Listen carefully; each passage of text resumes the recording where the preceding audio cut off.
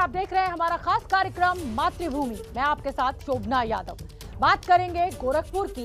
गोरखपुर हमले केस में हर दिन बड़े और चौंकाने वाले खुलासे हो रहे हैं और सवाल ये उठ रहा है कि क्या गोरखपुर हमले का आरोपी अहमद मुर्तजा अब्बासी बगदादी वाले आतंकी संगठन आईएसआईएस का मोहरा है।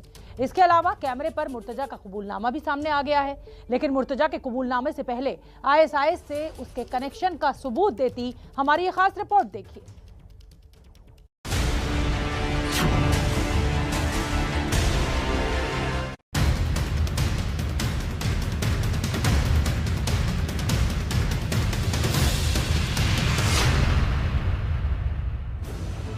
गोरखनाथ मंदिर में हमले का आरोपी अहमद मुर्तजा अब्बासी एटीएस की पूछताछ में रोज नए और बड़े खुलासे कर रहा है। तो आईएसआईएस और अलकायदा जैसे खतरनाक आतंकी संगठनों से उसके कनेक्शन भी सामने आ रहे हैं और इसी कनेक्शन को बताती ये नई तस्वीर आपके सामने है।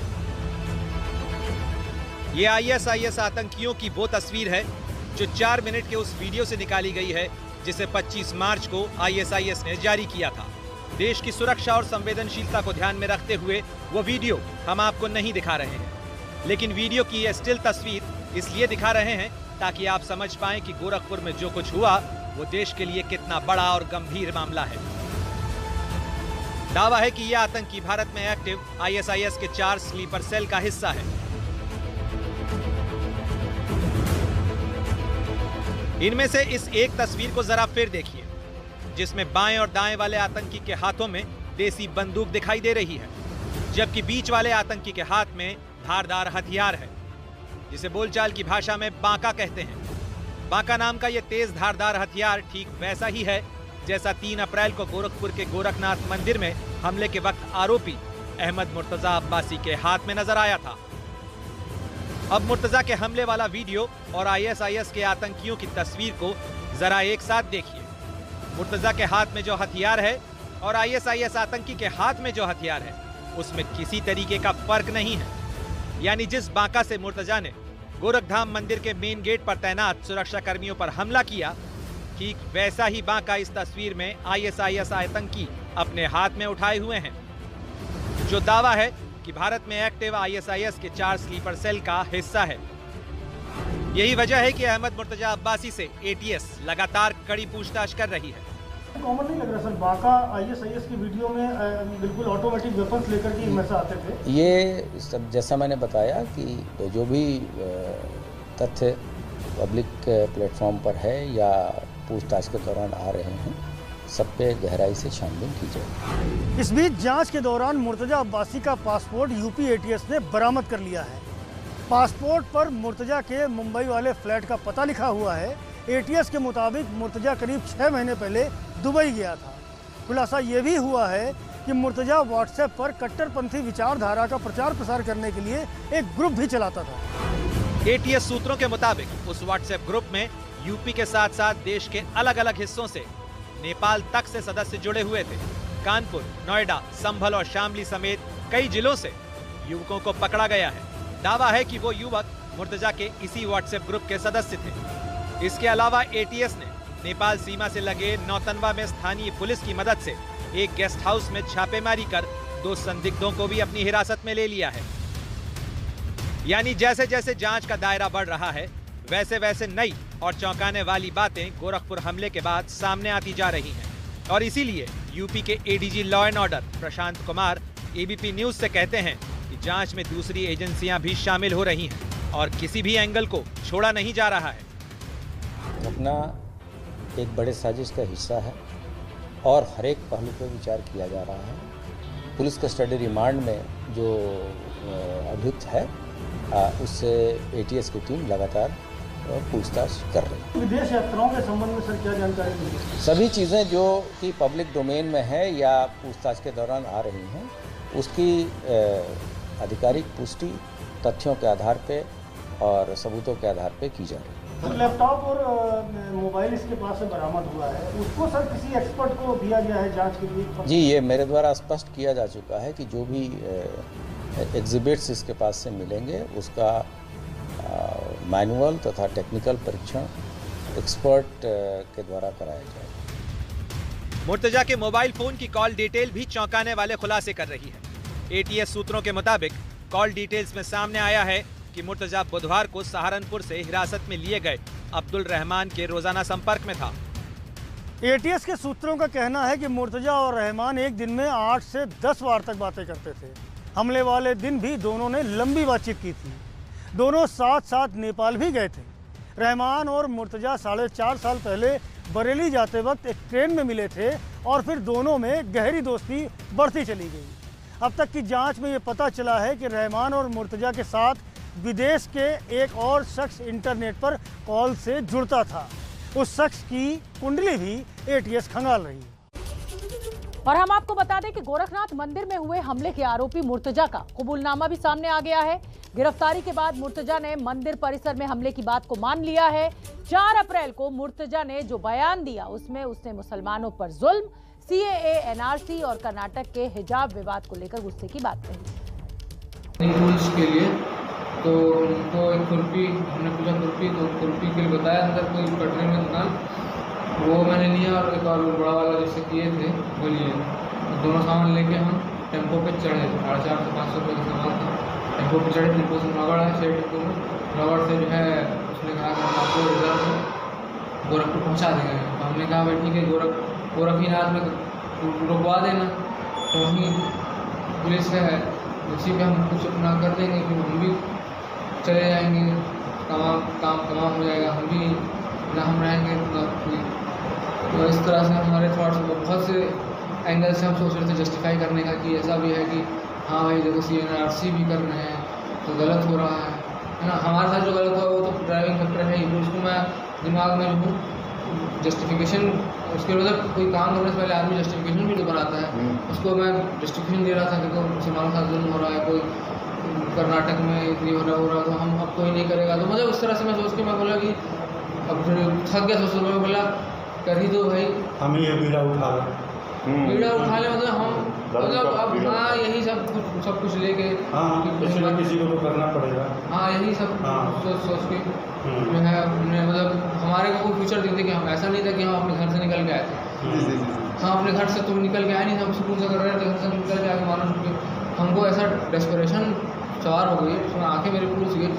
नेपाल में भी थे, सो नहीं पाए थे लोग, जहाँ भी यहाँ पूछ रहे थे कहाँ से आए, तो हमको लगा कि हमको यहाँ कहीं फ्यूचर ही नहीं है। आप देखिए हमने तो ये तो आपने मुर्तजा का बयान सुना। उधर उत्तर प्रदेश पुलिस का कहना है कि मुर्तजा ने जो भी बयान दिया है उसकी सघन जांच की जाएगी।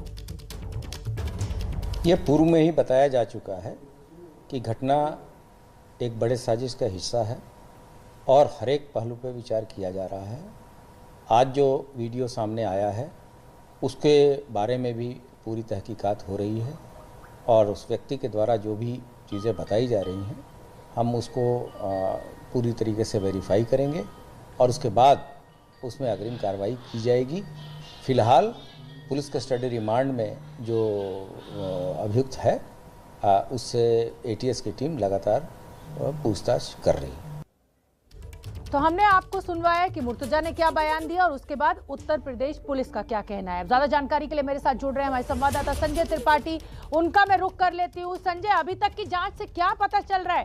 क्या मुर्तजा किसी बड़े आतंकी कनेक्शन का मोहरा है? ये पुलिस साबित कर रही है, कह रही है? बिल्कुल, देखिए डीजे येलो का बयान मैं सुन रहा था अभी। उन्होंने साफ तौर पर ये बात कही कि ये बड़ी साजिश का हिस्सा था। बड़ी साजिश क्या थी ये तो बहुत खुलकर नहीं बता रहे हैं, लेकिन जिस तरह के इनपुट्स पूछताछ में निकल के आ रहे हैं उस पर माना जा रहा है कि कहीं ना कहीं इसमें ISIS से ले करके और तमाम जो कट्टरपंथी आतंकवादी संगठन हैं उन तक ये लिंक पहुंच रहे हैं। लगातार ATS के अधिकारी मुर्तजा से पूछताछ कर रहे हैं। उससे पूछताछ के आधार पर जो इनपुट मिल रहे हैं उनसे लोगों को हिरासत में ले जा रहा है, गिरफ्तारियाँ हो रही हैं। 2 संदिग्धों को अभी उठाया गया है नौतनवा से, इसके अलावा एक सहारनपुर से उठाया गया। तो इस तरह लगातार एक के बाद एक हिरासत में लेकर के उनसे भी पूछताछ हो रही है। साथ ही साथ क्रॉस चेक क्वेश्चनिंग हो रही है कि जिस तरह के जवाब ATS के सवालों पर मुर्तजा दे रहा है उसको लेकर हिरासत में जो लोग लिए जा रहे हैं उनसे भी पूछताछ हो रही है। कनेक्शन जोड़ा जा रहा है। व्हाट्सएप ग्रुप, जैसा कि सामने आया कि मुर्तजा एक व्हाट्सएप ग्रुप चलाता था जिसमें कट्टरपंथी सोच के लोग जुड़े हुए थे। उस व्हाट्सएप ग्रुप में बड़ी संख्या, कई सारे नाम हैं। तो उस व्हाट्सएप ग्रुप के नंबरों को लेकर भी ATS लगातार पड़ताल कर रही, पूछताछ कर रही। तो मान के चलिए शोभना की एक के बाद एक कड़ियाँ खुलती जाएंगी और निश्चित रूप से जैसा कि अधिकारी कह रहे हैं कि बड़ी साजिश होने की तैयारी थी, तो वो बड़ी साजिश का जल्द खुलासा भी हो। बिल्कुल संजय त्रिपाठी, आप नजर बना के रखिए, लगातार आप बात भी कर रहे हैं पुलिस अधिकारियों से जिस जांच से जुटे हुए हैं। जैसे कोई अपडेट होगा अपने दर्शकों तक पहुंचाएंगे। और इस समय एक बड़ी खबर आ रही है मातृभूमि में, वो आपको बता दें पाकिस्तान से ये खबर।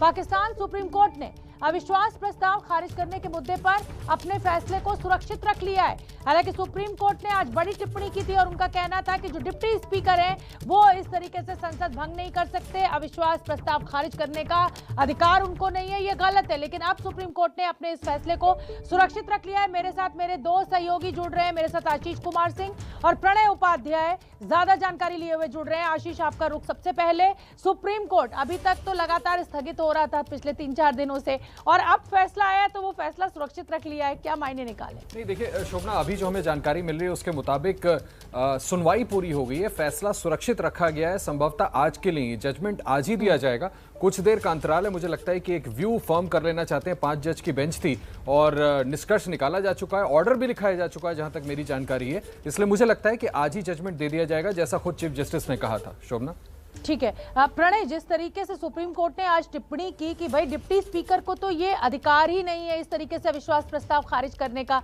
क्या माना जाए? हालांकि हाइपोथेटिकल क्वेश्चन है, लेकिन फिर भी क्या माना जाए कि क्या संसद को बहाल करने का आदेश भी आज सुप्रीम कोर्ट के द्वारा आ सकता है? ये आप संभावना देख रहे हैं? शोभना, जिस तरीके से कोर्ट ने संकेत दिए हैं उससे ये बात तो साफ लग रही है कि इमरान खान जो करना चाहते थे उसके खिलाफ अदालत का फैसला अब तक ये एंटिसिपेट किया जा रहा है कि जो संकेत हैं उसमें इमरान खान के फैसले के खिलाफ कोर्ट नेशनल असेंबली में जो हुआ उसके फैसले के खिलाफ जाने वाला ये वर्डिक्ट आ सकता है। और ऐसे में कोर्ट ये कर सकता है कि वो जो नेशनल असेंबली है उसे रिस्टोर करे, जो नो कॉन्फिडेंस मोशन था उसे रिस्टोर कर दे, और ऐसे में इमरान को वो परीक्षा फेस करनी पड़ सकती है जिससे वो बचने की कोशिश कर रहे थे। हालांकि ये इसमें बहुत सारी पेचीदगियां इसलिए भी हैं क्योंकि नेशनल असेंबली डिसॉल्व हो चुकी है, राष्ट्रपति रिकमेंडेशन कर चुके हैं नए चुनाव करने की। तो कितने स्टेप पीछे जाएगी पाकिस्तान की ये सियासत और पाकिस्तान का जो गवर्नेंस का सिस्टम है, कॉन्स्टिट्यूशनल सिस्टम है, ये फिलहाल देखना होगा कि रास्ता क्या निकालता है कोर्ट, क्योंकि कोर्ट को ही इस मामले के अंदर अब रास्ता निकालना होगा कि क्या चीज पॉसिबल है, क्योंकि राष्ट्रपति डिसॉल्व कर चुके हैं, नए प्रधानमंत्री की नियुक्ति के लिए जो कार्यवाहक प्रधानमंत्री है उसकी नियुक्ति की प्रक्रिया शुरू हो चुकी है। तो ये जो पेचीदगियां हैं इनके बीच में रास्ता क्या निकल सकता है, जिसमें कॉन्स्टिट्यूशनली क्या रिस्टोर हो सकती है असेंबली और क्या जो नो कॉन्फिडेंस मोशन है जो कि नेगेट हो चुका है, क्योंकि नए सिरे से लाया जाएगा तो फिर उसके लिए उतनी मियाद होगी 7 दिन की।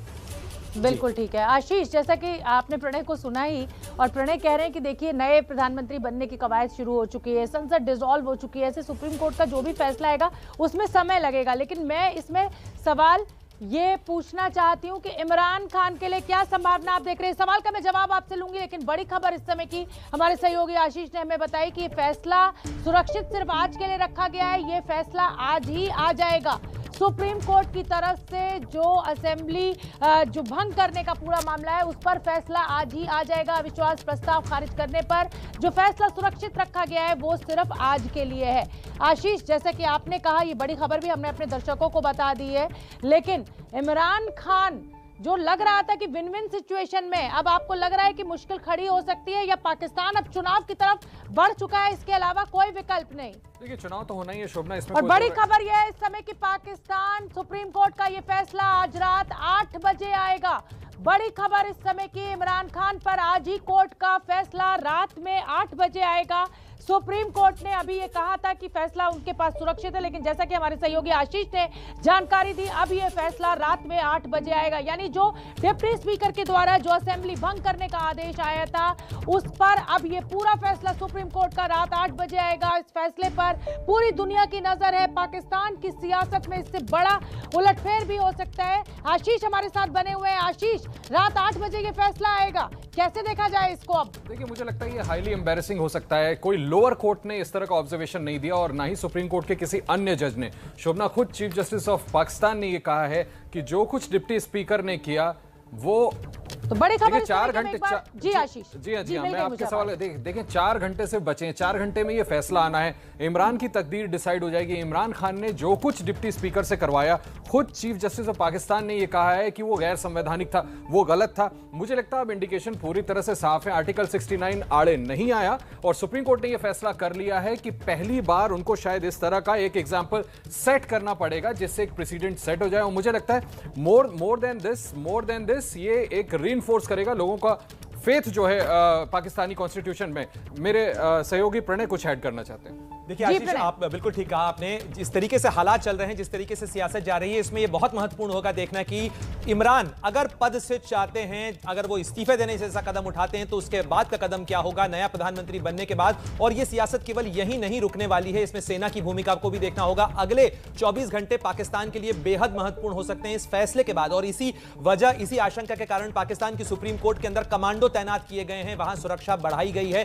निश्चित रूप से इस चीज की आशंका है और जिस तरीके से, जिन तेवर के साथ पीटीआई यानी पाकिस्तान के इमरान खान की पार्टी, इस समय की ये बहुत बड़ी खबर है। 4 घंटे से भी कम का समय बचा है, सुप्रीम कोर्ट का फैसला आने में इमरान खान की किस्मत तय हो जाएगी। हमजा अमीर हमारे साथ जुड़ रहे हैं। हमजा अमीर, 4 घंटे का वक्त, सिर्फ फैसला आ जाएगा आज रात 8 बजे।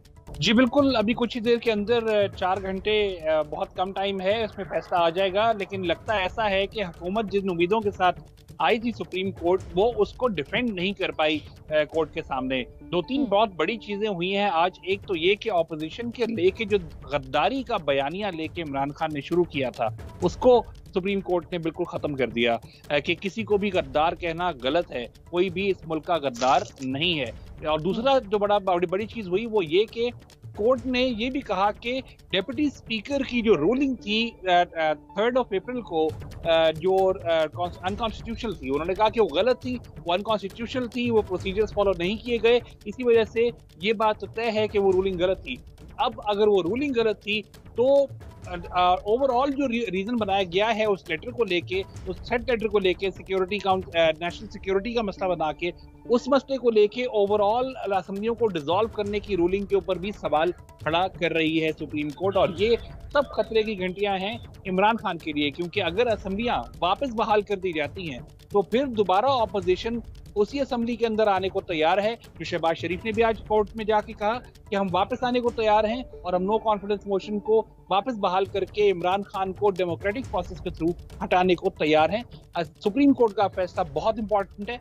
गवर्नमेंट भी परेशान बैठी हुई है और ऑपोजिशन की उम्मीदें अब बढ़ गई हैं कि उनके हक में फैसला आने की उम्मीद उनको देखने शुरू हो गई है। हमजा, क्या आपको आज ये लग रहा है कि सुप्रीम कोर्ट अपने फैसले में समय सीमा भी मुकर्रर कर सकती है कि इतने दिन में अब संसद को दोबारा बहाल किया जाए, अविश्वास प्रस्ताव एक बार फिर लाया जाए? देखिए, डिपेंड करता है कि सुप्रीम कोर्ट किस वर्जन को लेती है। सुप्रीम कोर्ट ने जहां इन सब चीजों के बारे में बात की, वहां ये भी कहा कि हमें नताइज से फर्क नहीं पड़ता, हम आइन को देखेंगे, यानी कि कॉन्स्टिट्यूशन को देखेंगे और कॉन्स्टिट्यूशन क्या कहती है।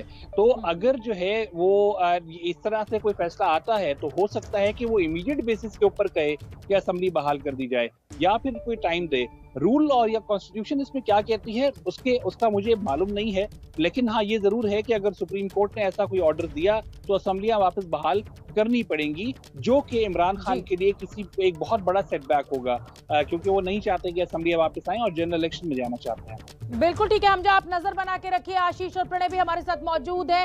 और चलिए सुर्खियों के बाद आगे बढ़ते हैं। इस समय की बड़ी खबर पाकिस्तान से जो आ रही है, आपको बता दें, पाकिस्तान सुप्रीम कोर्ट ने अविश्वास प्रस्ताव खारिज करने के मुद्दे पर जो फैसला देना है वो रात 8 बजे ये बड़ा फैसला आएगा। इमरान खान की किस्मत को लेकर ये बड़ा फैसला हो सकता है। सुप्रीम कोर्ट ने आज बड़ी टिप्पणी की और सुप्रीम कोर्ट का कहना है कि डिप्टी स्पीकर ने जिस तरीके से अविश्वास प्रस्ताव को खारिज किया, उसको रद्द किया, वो संवैधानिक नहीं है, वो गलत फैसला है। इसको देखते हुए ये माना जा सकता है कि आज इमरान खान के हक में सुप्रीम कोर्ट का फैसला तो कम से कम नहीं आने वाला है। मेरे दो सहयोगी मेरे साथ बने हुए हैं, आशीष कुमार सिंह और प्रणय उपाध्याय। हमजा इस समय इस्लामाबाद में मौजूद है। आशीष का मैं बताना चाहती हूँ कि आशीष पहले दिन से ये कह रहे थे कि ये फैसला सुप्रीम कोर्ट के द्वारा आएगा। इमरान खान ने जिस तरीके से डिप्टी स्पीकर की मदद लेकर संसद को भंग किया है, उस पर सुप्रीम कोर्ट कुछ ना कुछ फैसला जरूर लेगा। और आज भी आशीष ने कहा कि ये फैसला आज ही आएगा। आशीष, तो आपकी जो खबर थी उस पर मोहर लगी, लेकिन रात 8 बजे इमरान खान की किस्मत तय होना निश्चित हो चुका है अब सुप्रीम कोर्ट के द्वारा। बिल्कुल शोभना, और थोड़ा पॉम्पस होने में कोई बुराई नहीं है। देखिए, नॉट डन टिल डन, लेकिन मुझे लगता है क्रेडिट पूरा चैनल को जाता है, आपको जाता है, प्रणय को जाता है, मुझको जाता है, हमारी पूरी एडिटोरियल टीम को जाता है कि हमने ये एक्यूमेन दिखाया। हम ये समझे कि भाई अगर कोई कॉन्स्टिट्यूशनल इस तरह से ब्रीच किया गया है तो it is subject to judicial scrutiny, और इसी बात का अंदाज़ा था कि ऐसा हो सकता है। ऐसा नहीं है कि हमें इसके संकेत कोर्ट से भी नहीं मिले। लगातार चीफ जस्टिस ने जिस तरह से ऑब्जर्वेशंस किए उससे ये और भी ज़्यादा स्पष्ट होता गया कि ये फैसला इमरान के खिलाफ जा सकता है। और मुझे ऐसा लगता है, अब मुझे लगता है हम सबको ये क्लियर है कि जो भी फैसला चीफ जस्टिस सुनाएंगे वो इमरान खान के हक में तो नहीं होगा, और संभव है कि नो कॉन्फिडेंस वोट को लेकर के कोई ऐसा डिसाइसिव फैसला आज पाकिस्तान की सुप्रीम कोर्ट करे जो आने वाले वक्त के लिए एक प्रेसिडेंट सेट कर दे।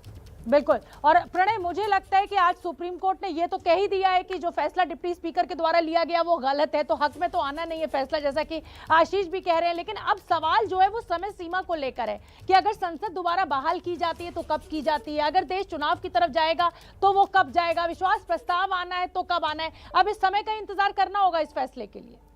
शोभना, जिस भी फैसले का इंतजार किया जाए, लेकिन यह चीज जरूर है कि इस फैसले से एक चीज स्पष्ट हो गई कि पाकिस्तान को चलाता उसका एस्टैब्लिशमेंट मतलब फौज, और अगर फौज चाहती है कि इमरान सत्ता से बाहर जाएं तो कोई सूरत नहीं है कि वो बने रह सकें। और इसीलिए आप देखें अदालत के फैसले में शुरुआत में कुछ प्रेशर गेम चला, 2 दिन तक 3 दिन सुनवाई चलती रही दोनों पक्षों को सुनने के बाद। आज जिस तरीके के संकेत, काफी डिसाइसिव संकेत मिलने लग गए थे सुबह से ही, जिस तरीके का रुख chief justice of Pakistan Umar Ata Bandial की तरफ से दिखाया गया, उन्होंने यह स्पष्ट कर दिया कि आर्टिकल 1843 के तहत उन्होंने ये सुनवाई की है, यानी जिसमें कॉन्स्टिट्यूशनल जो सुप्रीम कोर्ट की जो सुपीरियरिटी है, जो जुडिशरी की सुपीरियरिटी है, वो स्टैब्लिश करते हुए उन्होंने सुनवाई की है। ये तो हुई कॉन्स्टिट्यूशन की बात, लेकिन फौज ये साफ कर चुकी थी कि इमरान खान के लिए अब वक्त नहीं है। उन्होंने एक पैंतरा जरूर चला था, लेकिन इस फैसले के ऊपर कहीं ना कहीं फौज की मुहर है, और उसी के बाद ये रास्ता बना है। और इसीलिए ये जो फैसला है वो इमरान खान के खिलाफ फिलहाल जाता हुआ नजर आ रहा है। रिस्टोरेशन ऑफ नेशनल असेंबली कैसे होगा, कितने समय में हो सकता है, और नो कॉन्फिडेंस मोशन आने के बाद क्या इमरान खान के खिलाफ कार्रवाई होगी, क्योंकि विपक्ष अब इस चीज की मांग कर रहा है, उसके हौसले बढ़ेंगे। इसलिए पाकिस्तान की सियासत पे हम लगातार कह रहे हैं कि ये नजर बना के रखना बहुत जरूरी है फिलहाल, क्योंकि जिस तरीके से पाकिस्तान की सियासत करवट ले रही है उसमें ड्रामेटिक इवेंट्स भी हो सकते हैं।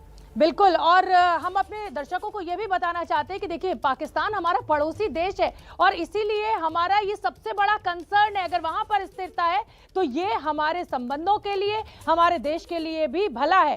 मैं अब हमजा आपका रुख करना चाहूंगी। जैसा कि आपने प्रणय को भी सुन लिया, आशीष को भी सुन लिया, एबीपी न्यूज शुरू से ये कह रहा था कि भाई सुप्रीम कोर्ट इस मामले में जरूर इंटरवीन करेगा, फैसला आएगा। हम ये भी कह रहे हैं कि इमरान खान के हक में ये फैसला नहीं लग रहा है कि आएगा। और मेरा सवाल आपसे यह है कि अब जब विपक्ष के हौसले इतने बुलंद हैं तो किस तरीके का एक्शन अब विपक्ष के द्वारा लिया जा सकता है इमरान खान के खिलाफ? देखिए, अभी तक सुप्रीम कोर्ट का जब तक फैसला नहीं आता तब तक जो है हमारा ऑप्टिमिज्म जाया हो जाएगा कि फैसला कहाँ जा रहा है। क्योंकि देखिए, आज जो दलाइल हुए वो ऑपोजिशन के हक में ज्यादा थे, कल जो दलाइल हुए वो गवर्नमेंट के हक में ज्यादा थे। और अगर कॉन्स्टिट्यूशन को आप देखेंगे और कॉन्स्टिट्यूशनल रूल को देखेंगे तो इंटरवेंशन जरूर बनती है, प्रोसीजर जरूर बनता है, लेकिन आर्टिकल 69 का जो रेफरेंस जो एक बैरिस्टर ने दिया वहाँ पे गवर्नमेंट का, वो बहुत इंपॉर्टेंट है, क्योंकि उसको लेके जो है वो कहीं ना कहीं रूलिंग मुख्तलिफ भी हो सकती है। देखिए, इस वक्त जो है जो बात हुई है वो रूलिंग हुई है डिप्टी स्पीकर की। हो ये भी सकता है कि जो अटॉर्नी जनरल थे उन्होंने कहा था चीफ जस्टिस को कि देखिए, अगर वापस असेंबली बहाल होती है तो वैसी असेंबली नहीं होगी, ना ही वो वैसी हुकूमत होगी जैसे पहले थी, उस तरह की हुकूमत नहीं होगी, वैसे चलेगी नहीं। तो देखिए, अभी तक ऑप्शंस बहुत सारे हैं। मेरे ख्याल में मैं इतना ऑप्टिमिस्ट नहीं हूँ कि इमरान खान के बिल्कुल खिलाफ फैसला जाएगा। मेरे ख्याल में सुप्रीम कोर्ट गद्दारी बीच का रास्ता पे करवाएगा। बिल्कुल हमजा, ये जिक्र तो प्रणय पहले ही कर चुके हैं कि देखिए होगा वही जो फौज चाहेगी, और फौज तो ये चाहती है कि एक इज्जतदार निकासी इमरान खान को मिले। इसलिए फैसला जरूर ऐसा कुछ आ सकता है बीच के रास्ते का, जिससे इज्जत भी बच जाए इमरान खान की और फौज की मर्जी भी चल जाए कि सरकार हट जाए। बहुत बहुत धन्यवाद आप तीनों का हमसे चर्चा करने के लिए। नजर बना के रखिए, रात 8 बजे ये बड़ा फैसला सुप्रीम कोर्ट का आएगा। एबीपी न्यूज की नजर बनी हुई है, जैसे ही कोई अपडेट होगा सबसे पहले हम आप तक पहुंचाएंगे। आगे बढ़ते हैं मातृभूमि में, बात कर लेते हैं कि भारत में घुसपैठ और आतंकी साजिश पर जो नया खुलासा हुआ है वो क्या है। सूत्रों के मुताबिक कश्मीर में आतंक फैलाने के लिए अल नासिर नाम का एक नया आतंकी संगठन बनाया गया है। साथ ही भारतीय सीमा से जुड़े आतंकी लॉन्च पैड पर 300 से ज्यादा आतंकी घुसपैठ की फिराक में मौजूद हैं। आतंक फैलाने के लिए मार्च में आतंकी संगठनों और आईएसआई के बीच एक बैठक भी हुई है। इस बैठक में हिजबुल मुजाहिदीन का सरगना सैयद सलाउद्दीन भी मौजूद था। ओम प्रकाश तिवारी ज्यादा जानकारी लिए हुए जुड़ रहे हैं। कश्मीर में आतंक के लिए नया संगठन अल नासिर बनाया गया है, ये सूत्रों के हवाले से खबर आ रही है। ओम प्रकाश, क्या अपडेट इस खबर पर? शोभना, मैं आपको बता दूं कि पाकिस्तानी खुफिया एजेंसी आईएसआई जो है अपने यहाँ के राजनीतिक जो उठापटक कर लिया उसका पूरा फायदा उठा रही है और इस समय का इस्तेमाल वो भारत में आतंकी गतिविधियों को बढ़ाने के लिए कर रही है। 27 मार्च को लोग जो पीओके के होटल में बैठक हुई उसमें साफ तौर पर पाकिस्तान में से भारत में किस तरह से आतंकी गतिविधियों को बढ़ाया जाए और किस तरह से वहाँ से आतंकवादियों को भारत में ढकेला जाए, इसकी पूरी रणनीति तैयार की गई है। लगभग 300 से ज्यादा आतंकवादी इस समय लॉन्चिंग पैड्स पर बैठे हुए हैं और इसका सबसे बड़ा कारण यह है कि जम्मू कश्मीर में भारतीय सुरक्षा बलों के ऑपरेशन के चलते यहाँ से आतंकियों का सफाया हो चुका है, लिहाजा पाकिस्तान ने अभी नई साजिश रची है। शोभना, बहुत बहुत धन्यवाद ओम प्रकाश इस पूरी जानकारी के लिए। तो 300 से ज्यादा आतंकी घुसपैठ की फिराक में कश्मीर में आतंकी साजिश को लेकर ये बहुत बड़ा खुलासा इस समय हम आपको बता रहे हैं। कश्मीर में पाकिस्तान की बड़ी आतंकी साजिश को लेकर ये खुलासा, कश्मीर में आतंक के लिए नया संगठन अल नासिर बनाया गया। और हम आपको बता दें कि जिस तरीके से अनुच्छेद 370 हटाने के बाद कश्मीर में शांति बहाल हो रही है, यही वजह है कि पाकिस्तान और आतंकी संगठन बौखलाए हुए हैं, बेचैन है और ये 300 से ज्यादा जो आतंकवादी हैं वो घुसपैठ की फिराक में है ताकि जम्मू श्रीनगर में जो अमन और शांति बहाल हुई है उसको खराब किया जा सके। तो देश भर में महंगाई के खिलाफ विपक्ष ने अपना हल्ला बोल तेज कर दिया है। आज कांग्रेस ने देश भर में प्रदर्शन किया तो तृणमूल कांग्रेस ने भी संसद भवन में प्रदर्शन किया। महंगाई थमने का नाम नहीं ले रही है, महंगाई पर लगाम नहीं लग रही है। आज एक बार फिर सीएनजी 2.5 रुपए किलो महंगी हो गई। दिल्ली में 1 किलो सीएनजी की कीमत 69 रुपए 11 पैसे पहुंच गई है। एक तरफ ईंधन तो दूसरी तरफ सब्जियों की कीमत में आग लगी हुई है। एक नींबू 10 रुपए का हो गया है। आज संसद में महंगाई को लेकर हंगामा हुआ, उधर कांग्रेस देश भर में प्रदर्शन कर रही है। टीएमसी सांसद संसद भवन परिसर में गांधी मूर्ति के सामने प्रदर्शन करने बैठे। कुल मिलाकर महंगाई से जनता बेहद परेशान। महंगाई मुक्त भारत अभियान के बैनर तले दिल्ली कांग्रेस का इस वक्त प्रदर्शन हम आपको दिखा रहे हैं। दिल्ली के जंतर मंतर से तस्वीर है। अब सबसे पहले देखिए जंतर मंतर के, जहां पर बड़ी संख्या में कांग्रेस के कार्यकर्ता जुड़े हुए आपको नजर आएंगे। दिल्ली प्रदेश के अध्यक्ष अनिल चौधरी भी पहुंच चुके हैं, लगातार अपने कार्यकर्ताओं को, मौजूद लोगों को संबोधित कर रहे हैं। जिस तरीके से पेट्रोल और डीजल के दामों में लगातार 22 मार्च के बाद इजाफा हो रहा है, उसको लेकर महंगाई में जिस तरह से इजाफा हो रहा है उसके खिलाफ ये प्रदर्शन आप देख रहे हैं। मंच की तस्वीर हम आपको दिखा रहे हैं। महंगाई मुक्त भारत अभियान के तहत कमर तोड़ महंगाई के खिलाफ विशाल धरना, उसकी तस्वीर है आपको जंतर मंतर से दिखा रहे हैं। और कांग्रेस के, दिल्ली कांग्रेस के कार्यकर्ताओं की भारी भरकम भीड़ आपको जंतर मंतर पर नजर आए। क्या बैनर्स पर लिखा हुआ है वो भी आप देख लीजिए। देखिए यहाँ पे एलपीजी के जो सिलेंडर है उसका दाम फिलहाल क्या है, 2014 से लेकर 21 से लेकर 22 तक उसकी तुलना की गई है। साथ ही पेट्रोल की तुलना की गई है। 2014 में जहाँ करीबन 70 के पास था पेट्रोल, वहीं अब 105 रुपए के पास पहुंच गए। इसी के साथ में देखिए पेट्रोल डीजल कुछ इस तरीके से नारा जो है वो दिल्ली कांग्रेस के और कांग्रेस के कार्यकर्ता लगातार लगाते हुए नजर आ रहे हैं। सिलेंडर लेकर प्रदर्शन किया जा रहा है।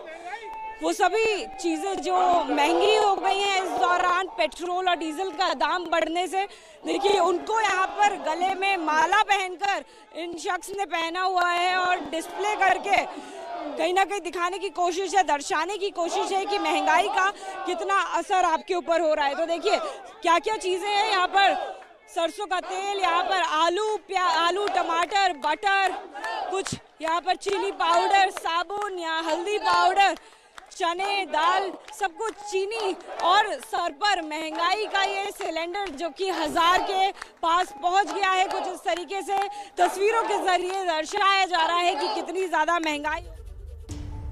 तो आपने हमारी ये रिपोर्ट देखी, एक तरफ विपक्ष का हल्ला बोल, कांग्रेस का हमला और बीजेपी इस बढ़ती महंगाई पर अपनी तरफ से जवाब दे रही है विपक्ष को। सुनिए आप। जो कीमतें बढ़ रहे दिन पे दिन, उन पर हमने सदन में सवाल उठाए। 5 राज्यों के चुनाव हो गए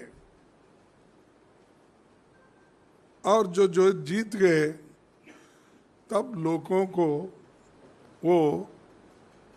यानी लोगों का खासकर उनका शोषण शुरू किया। गरीबों को तंग और तबाह करने का उनका जो मंशा था वो फिर शुरू हुआ और उनका कहना ये था कि आप बजट पे बात किए, इस पे ज़रूरी नहीं है, सप्लीमेंट्री बजट पे बात किए, इसलिए इसकी चर्चा करने की आवश्यकता नहीं है। ऐसा यानी इसको टालते गए ताकि उनके कमियां जनता को मालूम न हो। महंगाई पे राहुल गांधी जी या कांग्रेस पार्टी या प्रियंका जी जो हंगामा कर रहे हैं, उनको बिना मांगी सलाह है कि वो मम्मी जी के घर से निकलें और मनमोहन सिंह जी के घर तक की पदयात्रा कर लें। मनमोहन सिंह जी बता देंगे कि महंगाई किन कारणों से पूरे विश्व में बढ़ रही है। महंगाई बढ़ने का कारण अंदरूनी नहीं है, बाहरी है। सप्लाई चेन बाधित है, पूरे विश्व में इस युद्ध का असर पूरे विश्व में पड़ रहा है। भारत कोई अजूबा और अनोखा देश है नहीं कि उस पर न पड़े। फिर भी विश्व के तमाम जो डेवलप कंट्रीज़ हैं उनका और भारत का आकलन आप कर लीजिए तो आपको पता लग जाएगा कि असर कितना कम यहाँ है और अन्य जगहों पे कितना ज़्यादा है। तो ये तो हो गई पक्ष और विपक्ष की बात महंगाई को लेकर। आगे बढ़ते हैं और इस समय की बड़ी खबर आपको बता दें। मातृभूमि में दिल्ली में ईडी हेडक्वार्टर्स में उमर अब्दुल्ला से पूछताछ हुई है। जम्मू कश्मीर क्रिकेट एसोसिएशन के फंड में हुए घोटाले के मामले में ये सवाल जवाब हुए हैं उमर अब्दुल्ला से। उमर अब्दुल्ला जब ईडी दफ्तर से बाहर निकले तो उन्होंने मीडिया से बात की। सुन लेते हैं क्या कुछ कह रहे हैं। आप लोगों के जरिए ये खबर चले कि मुझे जी किसी स्कैम में जो है बुलाया गया है। मेरे सुनिए मेरे खिलाफ किसी ने यहाँ कोई इल्जाम नहीं लगाया। मुझसे पूछताछ की गई, मैंने सवालों के जवाब दिए। आगे अगर इनको मेरी जरूरत पड़ेगी मैं इनकी मदद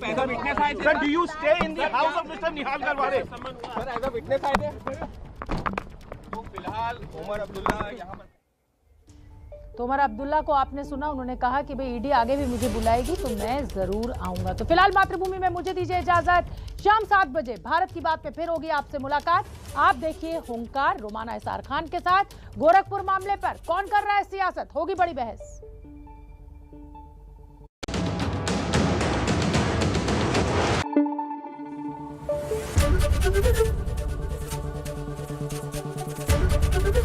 एबीपी न्यूज आपको रखे आगे।